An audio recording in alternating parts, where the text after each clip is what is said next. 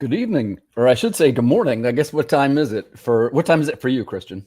It's still evening. It's 7 p.m. So it's not that bad. We're only five hours away. So Yeah, we're on international time a little bit here for the Creative Cranium. This is one of our spotlights. Today we're going to talk to Christian Douglas. Christian, tell us where you're from, who you are, and what you're mostly known for. well, I'm from Spain. I'm many things. I wear many hats: writer, producer, editor. I just like guy to tell stories. So whatever that needs to be done in order to do so. So I'm gonna be there for it. And I'm known for, I hope so, that I'm known for retelling the classical folk tales with a 21st century spin on it. So we started 10 years ago with Red Riding Hood, and now we're finally going to volume two, that's Pinocchio. And Yeah, and we're let's already take a working second. That on, is the main thing I want to talk to you about today. I am one yeah. of the lucky recipients of Volume 2. That's Pinocchio from Unpopular Tales. And I was telling Christian this backstage. This book is good. I'm recommending it. That's something I don't say too often. This is a good book. I enjoyed the writing and I like the art style in particular.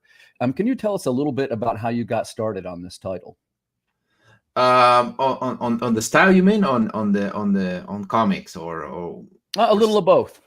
okay, so on comics, I started like, let's say, 12 years ago. I was like kind of in between creative jobs. I finished out with my brief appearance in cinema, and then I was like kind of a little bit lost. I'm not gonna lie. And a friend of mine just gave me a comic and said, "Hey, maybe you should try this." And he gave me Dark Knight. And the thing is that I have this bias, like a lot of people have, comics are for kids or just superheroes, blah blah blah. But then he started introducing me back to the thing that they started producing in the late 90s, like Alan Moore and Frank Miller, and especially Neil Gaiman. Well, I remember when I read The Sandman, I said, okay, this is something else. This is not superheroes. This is not um, things for kids. This has a lot of layers.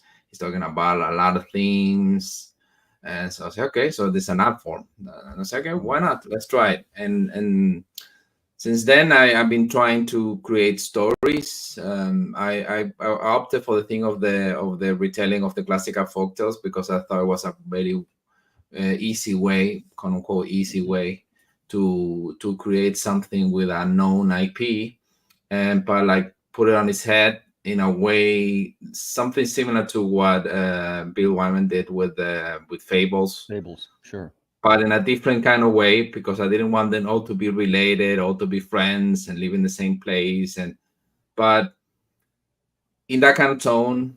And my main idea is what would these guys will be writing if they were alive today? The Grimms or the Andersons and the Perrault and all that guy. And I know they won't be working for Disney. I'm totally sure about it, or something like it. Like, hey, everything's good and kumbaya and everything is solved because we are just believe in ourselves and magically that's gonna that's gonna solve all the issues of the world.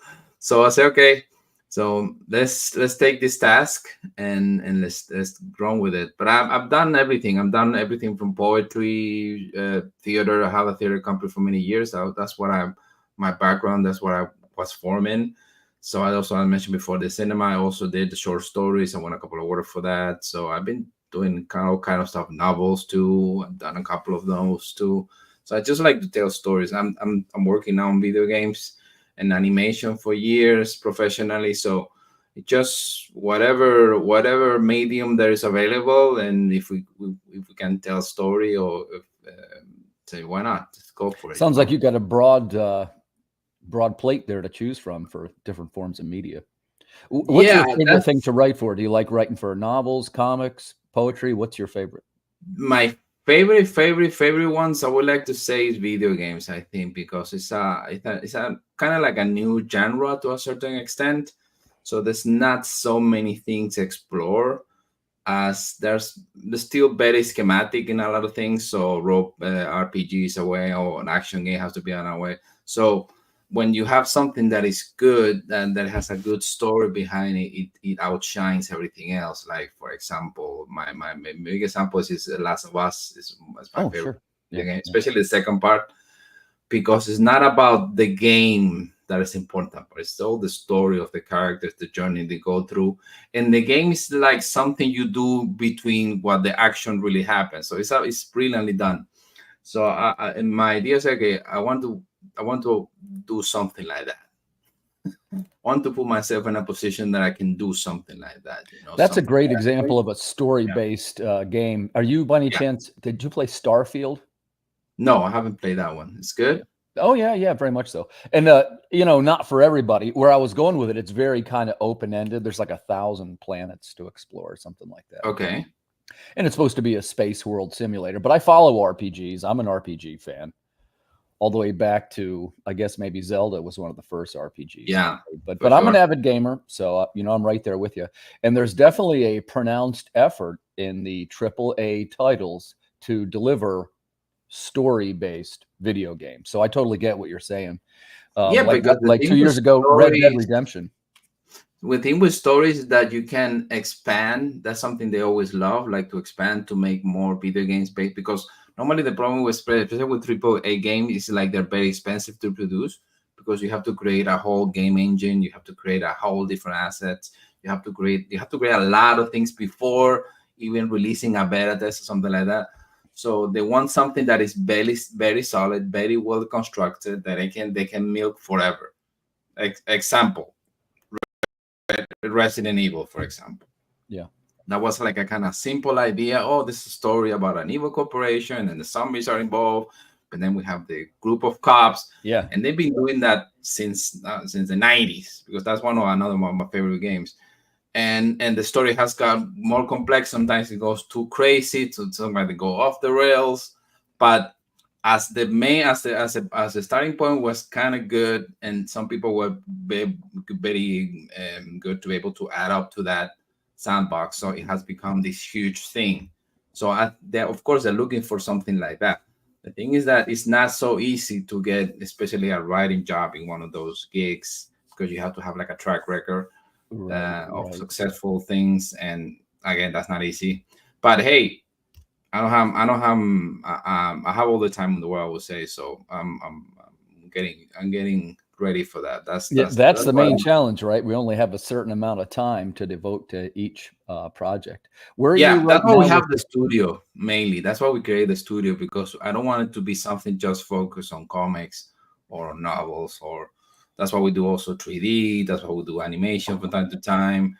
We're starting to do cinema now, like short films. So we want to expand, not to focus or to limit ourselves to just one thing or two things. We want to do as much as possible. You know, I would say that the one of the main things that the Disney got right is like do it once and sell it forever.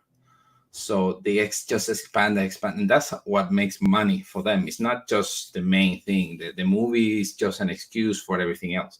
That's what made George Lucas who he is. You know, it's the merchandise, it's the all the extras. It's not the film. The film is like, okay, this is an excuse to sell all these other parts. Yeah, I So agree. I agree. And it's something that collectors have always kind of been that way, whether it was the book or the action figure or whatever the accoutrement was that goes with the property they were following. Even video games too. They don't do this as much lately, but I used to like the limited edition video game release that would have like a figurine with it, or, I yeah, like the maps and things like that. talking about that, you see, I have Ellie here. I don't know if you see her. Oh So yeah, sure, absolutely. this is Yeah, that's the a good one. Japanese edition with the statue. So yeah, I have a couple of those. Yeah. I have this one. I have the God of War one. So Oh, like when nice. I Yeah, see we played God of when War. when the game is good, I will have some. I want to have something extra, not just the game. So You how know, about, are you prepared to answer this question? Is the preference PS5 or Xbox? I'm more of a PlayStation. I have them all.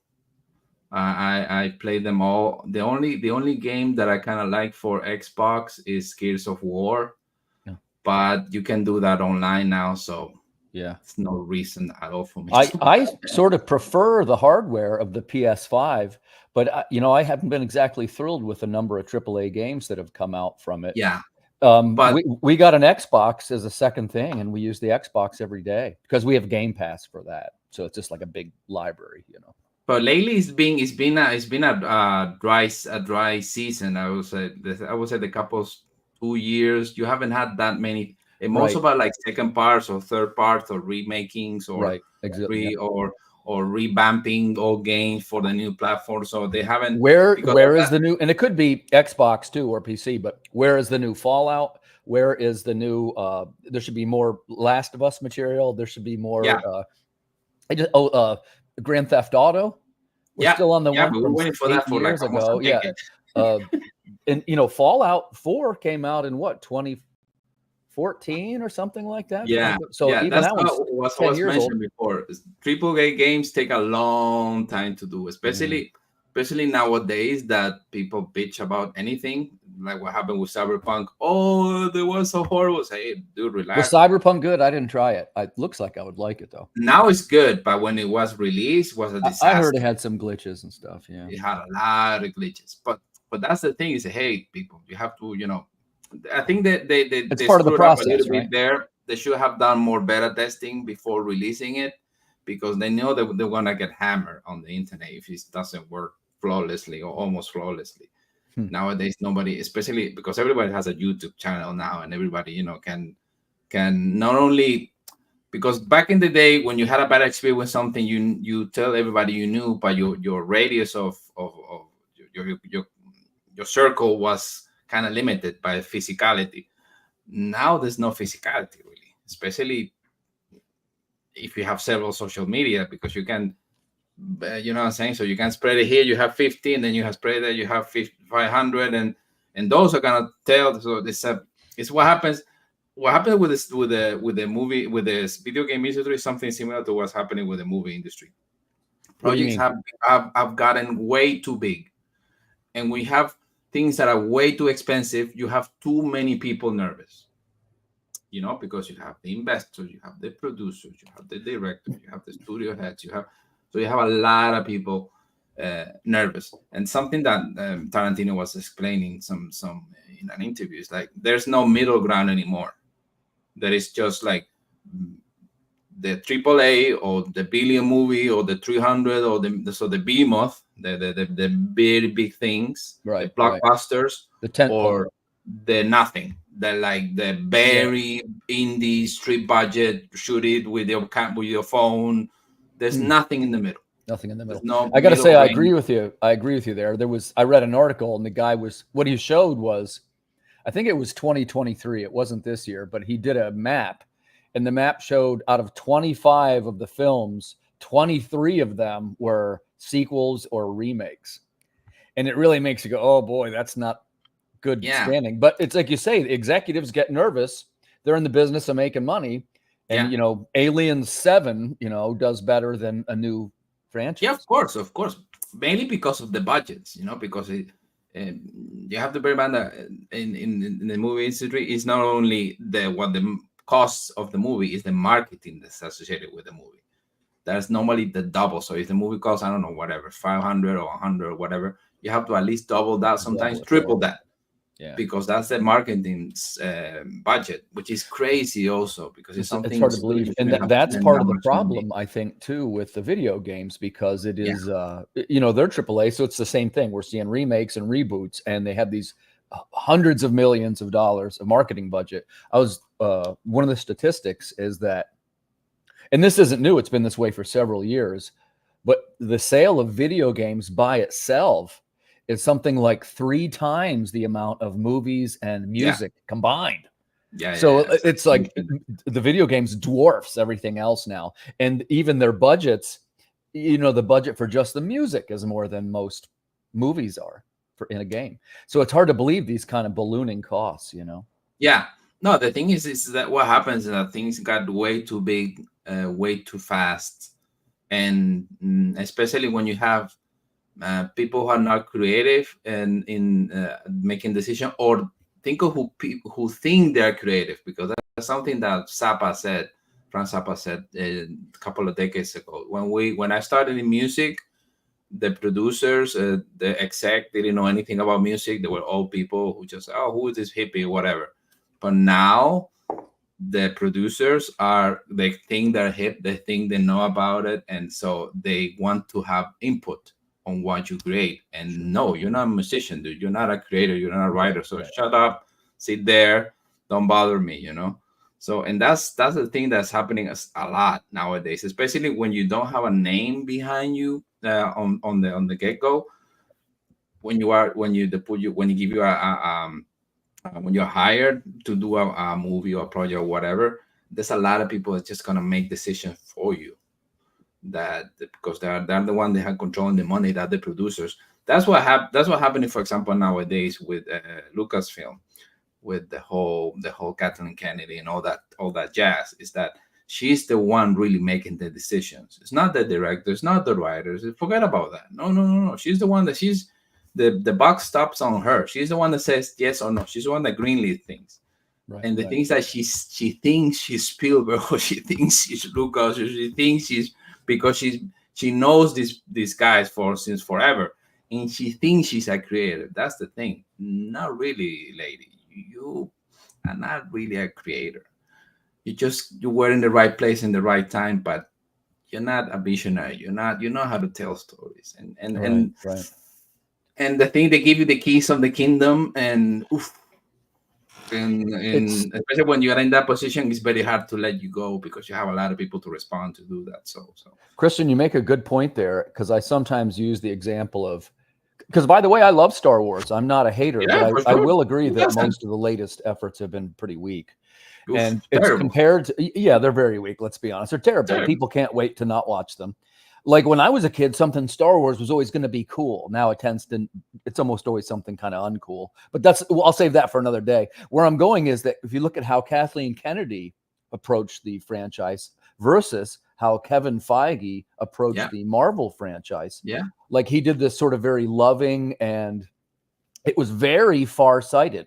Like if you yeah, see the first Iron Man in 2008, right? yeah, And then compare it to Infinity War, which is really the yeah. Of capstone, course, they some of the, build up something. Yeah, yeah, for sure. yeah, a huge buildup. And if you would have said, oh, we're going to build up to this climactic film and it's going to have, 34 characters and each one's going to have memorable script and memorable, you'd be like, what? No way. But they really did. And it has these callbacks to the earlier movies.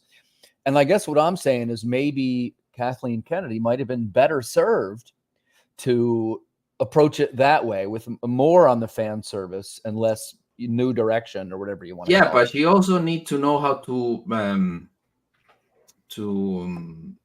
surround yourself with people who have the same, or who share that vision. Yeah. Because you mentioned Iron Man. One of the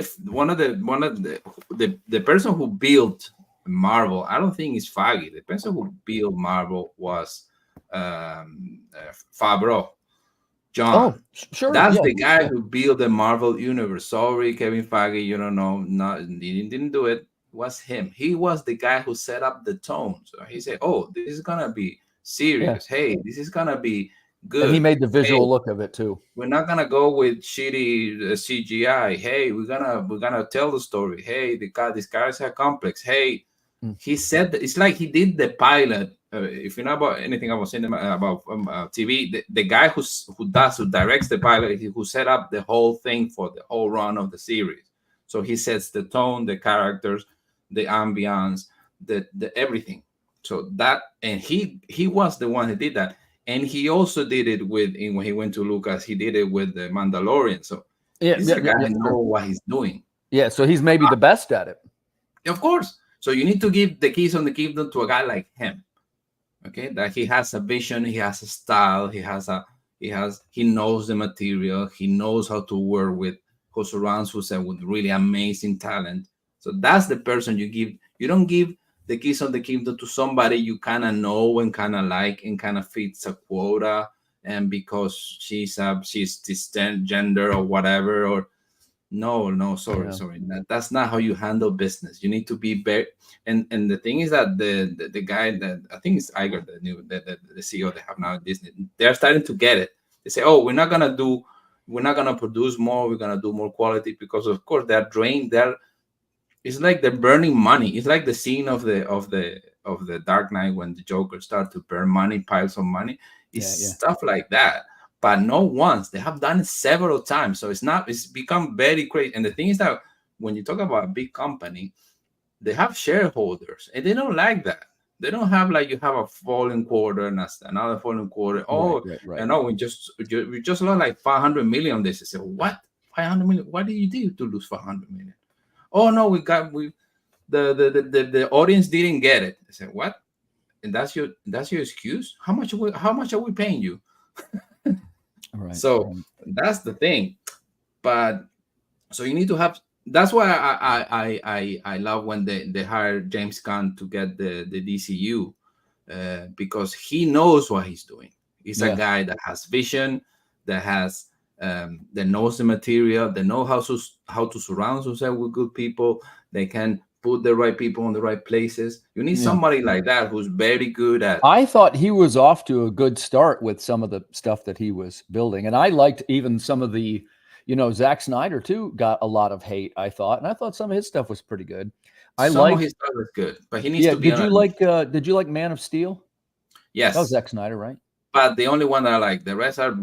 But he needs to be on a leash because the problem with Snyder is very good visually. But he has a problem with story. He has a big problem with story. I didn't like Justice League all that much. I felt kind of confused. How about? Did you see he did the Dawn of the Dead remake? Yeah, that wasn't bad. Yeah, that's one of my favorites by him. One of the best. We used it all the time as our example of the best apocalyptic opening. Remember, the first 3 minutes shows the end of the world. And it's like a really cool setup. No, he once again, visually, he's like Cameron in a certain extent. James Cameron is a fantastic visual guy. Yeah, he's sure. one of the best on his thing. But that's it. Don't ask him to do an airtight script because he's not going to be able to deliver. I don't particularly love. We're talking about James Cameron, right? Yeah. Which I would agree with you because what's a good way to say this? Like his earlier stuff was really good, but when you progress into Avatar, there are these overblown $1 trillion productions, right? And I didn't like the first one, and it was okay. Look, I'm not saying again, I'm not a hater. It was okay, but it wasn't like get its own section of Disney World good. No, of course, it's not The Godfather for sure, right? And when you talk about, like I say this all the time, like, hey, Avatar's this great movie. Can you remember a character in it? I can't. Can you remember one line of it? I can't. But if you talk about something like Star Wars or Iron Man, well, sure, it's Luke Skywalker. And he said, you can rattle off may the force be with you. They have these lines that stick with you.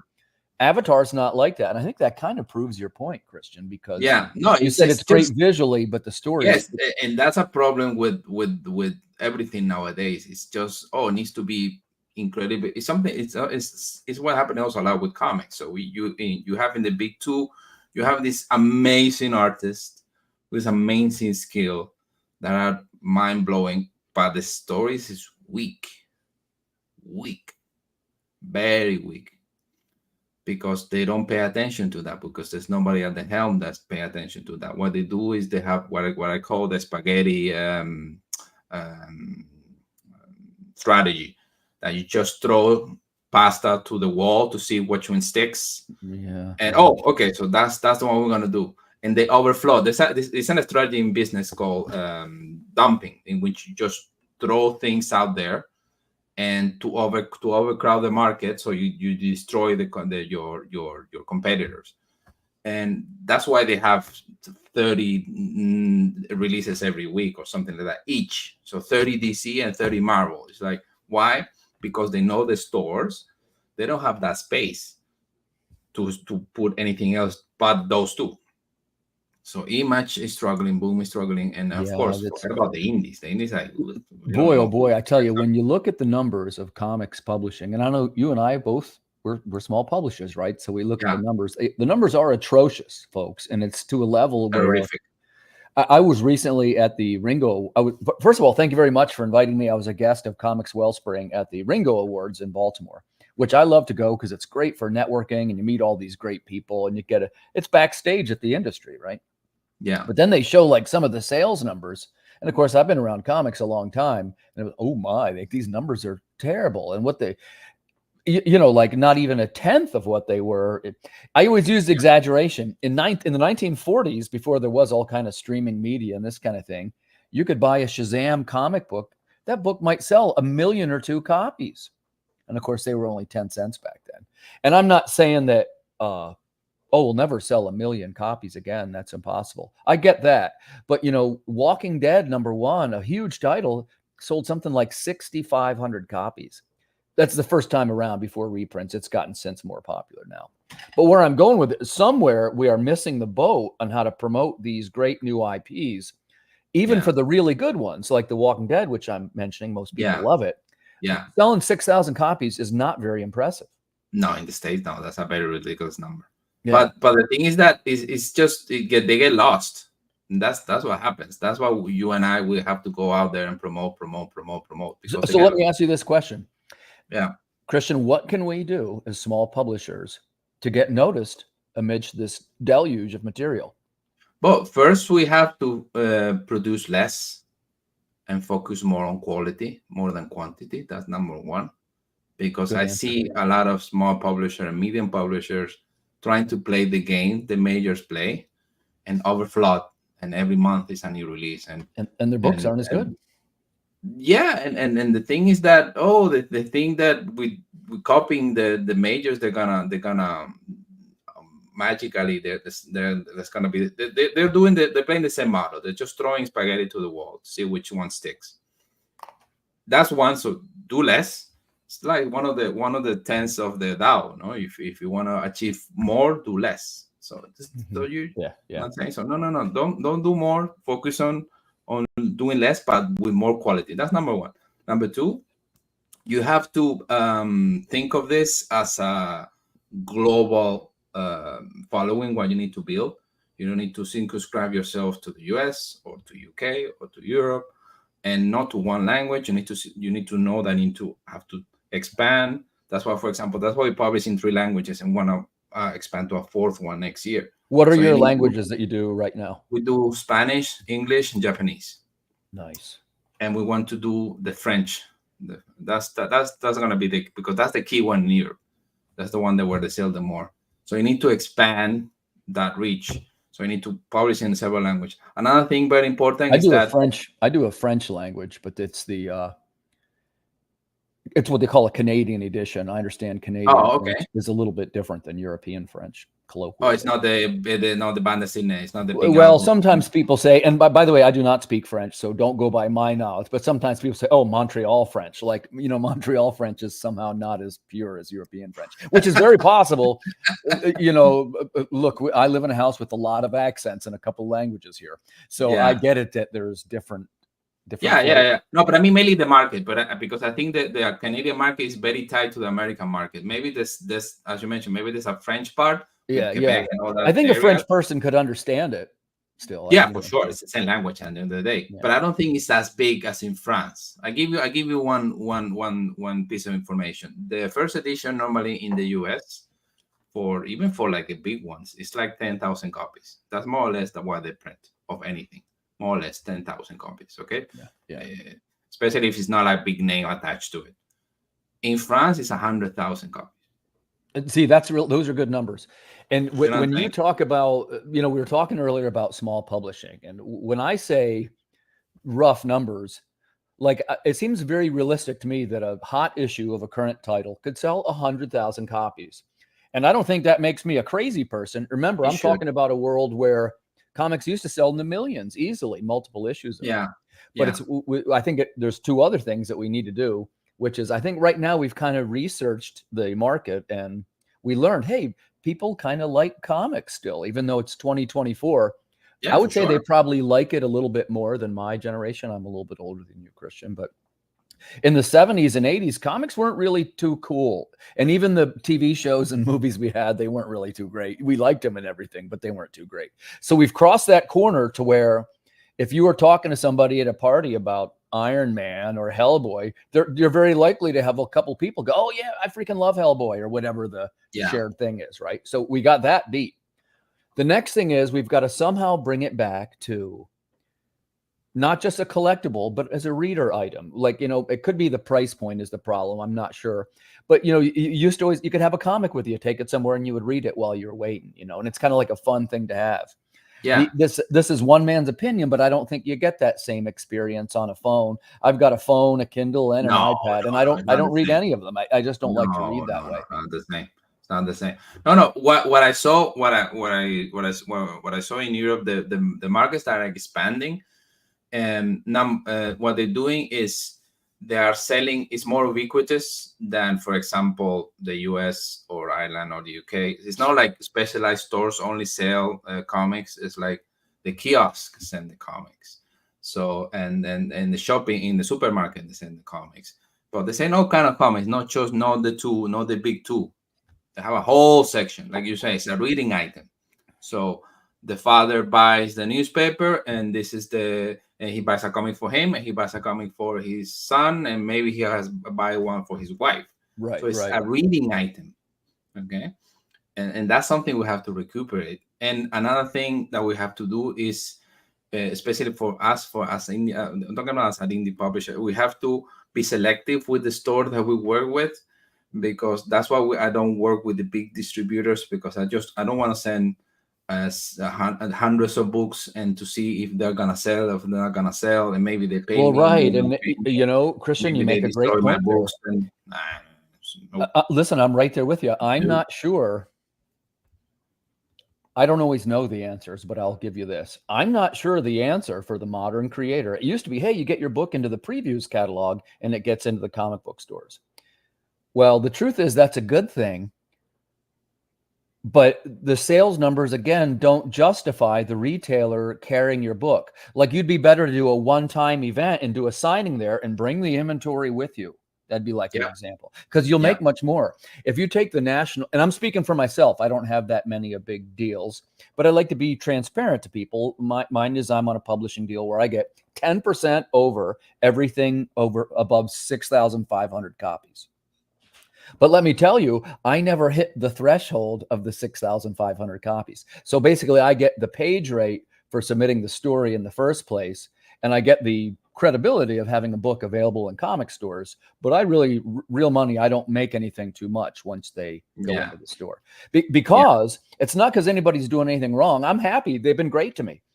But the problem is that comic book stores struggle to sell Spider-Man. They struggle to sell Justice League. They have a tough time with these sort of unknown yeah. No, properties. because they normally they already do, they have to spend, as I mentioned before, because of the sheer volume, they have to spend Mhm. a lot of money, Right. resource, and time and space on those part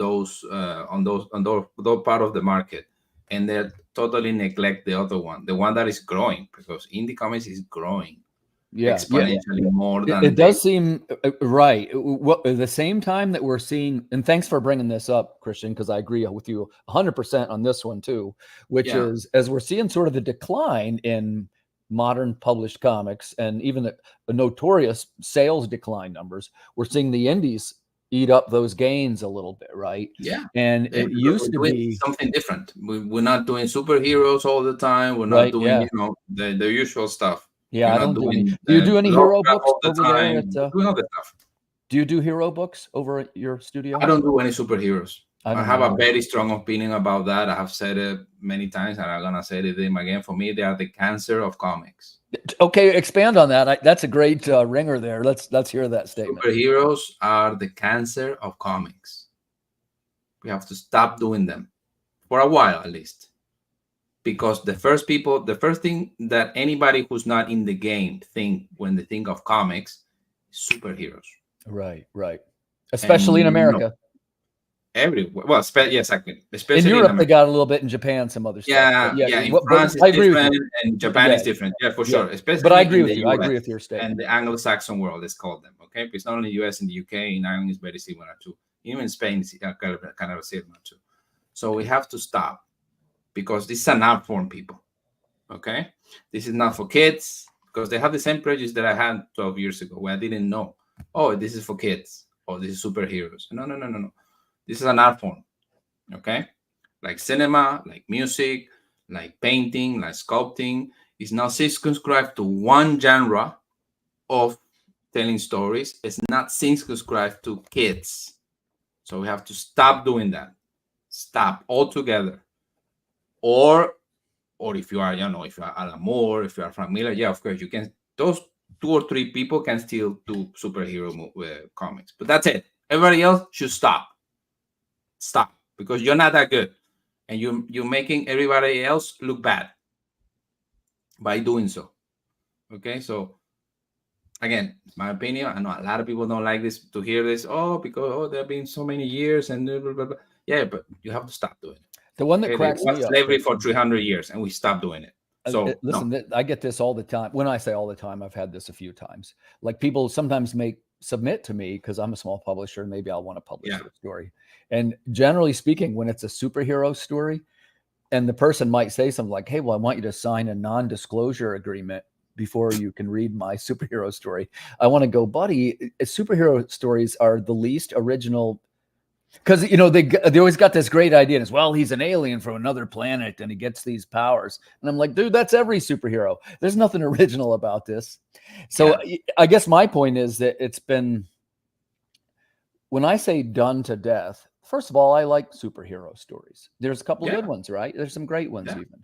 Sure. But the truth is, if you're going to try and do that, you got to really be good at what you're doing to even get noticed. Not good. You have to be excellent. You got to be excellent. Yeah. And there's a really high chance that what you'll turn out will not be that good. You have to be excellent. And how you know you're excellent? Because you have sold a lot of copies. Not because your mom told you you're excellent, or your girlfriend or your friend or your neighbor, or no. Because you have sold a lot of copies. You have what is called market validation. If you have that, okay, run with it. If you are Jason Aaron, run with it. If you are, I don't know, what's the name of this guy? The guy from The Boys. Oh, Garth Ennis. He's gonna kill me. Warren. Grant Morrison. Oh, Grant Morrison. Yeah, I'm a Grant Morrison fan. Sure. You know what I'm saying? So there's a handful of people who can do it good, but they have market validation. Okay. Yeah. And when you talk about Grant Morrison, remember he redid a bunch of them. His were always like remakes, right? Like he did the Doom Patrol upgrade. He did Animal Man, right? Yeah. He did. There's one other one. Oh, he redid the X-Men. Yeah. But again, your point is correct though, Christian, because you said that's because he already had that market viability. He was always success. And he came across sort of during those Vertigo years when the British writers were writing all they were revamping all the, and they weren't even necessarily heroes. They were almost more like horror titles, right? Because you had the big hits were Sandman, that was Neil Gaiman's book. There was Swamp Thing, that was Alan Moore's book. There was the Doom Patrol, that was Grant Morrison's book. Yeah, of course. That's the thing. So you have to stop. Okay, whatever, man. Yeah, you got a point there. It is. That's one thing is the indies. I do agree with the. Yeah. I preach by example. I don't do superheroes. Yeah, I preach by example. I just said that superheroes are the cancer of comics. That's what I just said. Yeah. That's a gutsy statement. I appreciate that, man. That'll get us. You know what I'm saying? And I always lead by example. I don't do superheroes. Yeah. No, zero. Don't care. I don't want them. I'm not. Well, and noticeably, when you see the big indie projects that are going on Kickstarters and what I call the 5-figure campaigns, your big ones, they aren't superheroes. They are horror books. They are, some of them are like sort of medieval flavored, like LOTR, Lord of the Rings type things. Lots of adult material. Fantasy. That's a big thing. Yeah, a big one. A lot of fantasy too. A lot of horror, Cthulhu related, Lovecraft. Lovecraft is a big one. Yeah. I'm never sure how, and first of all, I shouldn't bite the hand that feeds me, because I was in one of the Cthulhu anthologies that was on Kickstarter and had a great experience. But before that, I was never really the biggest Lovecraft fan. I don't particularly enjoy his writing. I find it to be kind of dense. And I also think that when you ask people if they like Lovecraft, what you're going to get is not even, I like the writing. It's that they've seen some Cthulhu doll somewhere or something. Most people do not read Lovecraft. Are you a Lovecraft fan? It's very appealing, but it's not my favorite kind of writer. Or I think that others. The thing is that it has a very large fan base, and it's very attractive. And it's very easy, well, very easy. It's easier a project if you put Lovecraft anywhere on it. Right. That it has already it's a contrasted by the market validation IP. So okay, so I understand why some publishers do it, but again, not in that camp. I've done Lovecraft things because they asked me to, and but it's not my. I like horror, but I don't like Lovecraft to be. I don't think Lovecraft is like the model to follow in horror. For example, the other Kings that are better. For example, Yeah, it's so funny. Just this weekend, I'm watching the DVD of the 1994 version of Stephen King's The Stand. fantastic. Yeah, it's great stuff, right? And by the way, I love that book too. Oof, But it makes a fantastic. good example of the style of writers. Like we mentioned, well, I guess one of the things is all the Lovecraft elements are public domain. So that's why people can make a book without. Also, that's another thing. Yeah, for sure. Yeah. Maybe No, that's and it's a catchy IP. If you mentioned the most of the big campaigns in Kickstarter, they have or Lovecraft, or they have sex attached to it, or they have some kind of RPG fantasy attached. Those are like the main three categories. Or from time to time, there's some science fiction that kind of like squeals into there because people like mainly the visuals of it. The writing is not that good, but the visuals are impacting and the campaign is mind-blowing, so they hit those figures. But those are the I'm gonna call the easy secure options. Okay, you still have to do a good campaign, you still have to have a good product, but it's, as you mentioned, it's not superheroes, it's not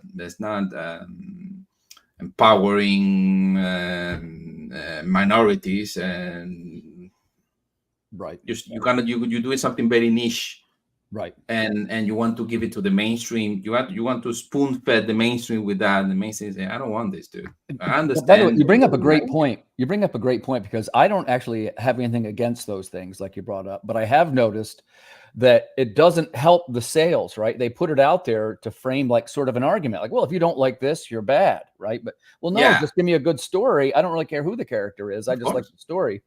Like it's almost silly at this point when they say, well, you don't like a story with a female character. That's one we hear a lot. So, No, wait a that's second. bullshit. Rogue One I was love my Alien. favorite. Yeah, What are you that's talking not about? true at all. So it's something in the writing that they're fumbling, with the messages, I think. No, it's just the thing that creating is ticking boxes.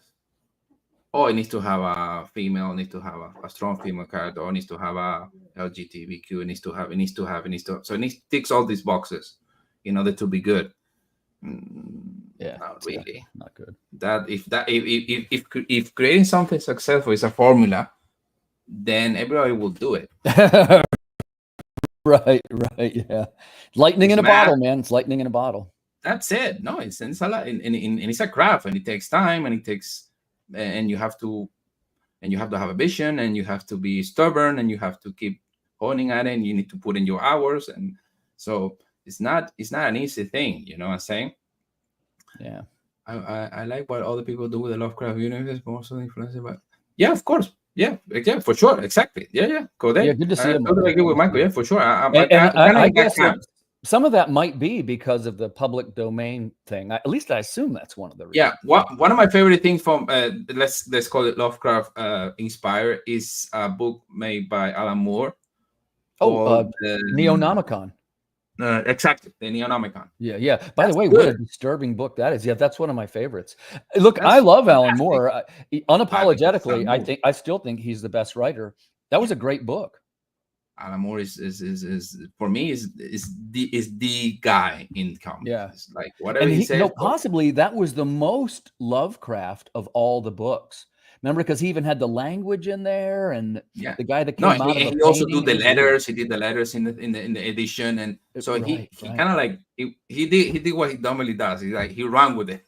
Yeah, Too yeah, much, probably to my taste. yeah. But he's obsessive like that. So okay, Sure. once again, if the guy does it, I have nothing to say.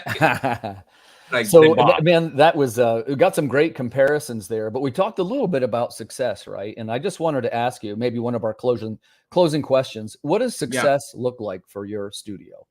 Is it money? Is it prestige? What does success look like for Christian? For me, success is it's not so much string to money. Although money is important, funds are important, but the success for me is being able to do whatever you want with whoever you want, whenever you want. That's a success for me. So I want to work with this guy or with this woman doing this in, I don't know, 6 months time or a year time or whatever. So whatever timeline we have on the pipeline, because we want to be able to promote it well. So that's for me success. It's a great answer. We were talking about this the other night. Success, especially for creators, seems to not always really be money. Like obviously money comes in handy, but Obviously. if it was money, it's a byproduct. We do something else. Money is always a byproduct of something good. And I would say, that's why I love for example, the Field of Dream movie is one of my favorite ones. If you build something good, that's the only thing they miss in that sense. If you build something good, they will come. That's it. Eventually, they will come, but you have to build something good first. Speaking of something good, so I've been pitching tonight Christian's book. That's volume 2, Pinocchio, Unpopular Tales. I really enjoyed it. And like I say, I don't say that very often. So I'm putting this down as a recommended book. Christian, before we go, send you an extra copy, right? For the giveaway, right? Yeah. Thank you. I really appreciate that a lot. And it's very good. So I'm going to be recommending it to people. And if you'd like to tell us where viewers can find you and where they can get your work, we'll end there. Easy. They can go to unpopstudio.com. That's UNPOP Studio, so STUIDO.com. Or if they also put on populartales.com, that's gonna take them to the page too. They can also see us in New York Comic Con in a couple of days. Oh, nice. When does that happen exactly? It's Thursday, Friday, Saturday, Sunday. We're in booth 1947, a small press. Nice. So they can catch us there. And anybody who's in the East Coast is gonna stop by. If you tell us you saw us somewhere, we give you something, a freebie for sure, sticker or something like print or whatever. Yeah. Well, I wish you the best of luck. Thank you, sir. Wish you best of luck at the convention, man. It was a pleasure to catch up with you, and I wish you every success at the show. Thanks for taking some time with us. Today we've been with Christian Douglas. We'll see the rest of you guys on Friday night at 10 p.m. Eastern. See you, gang.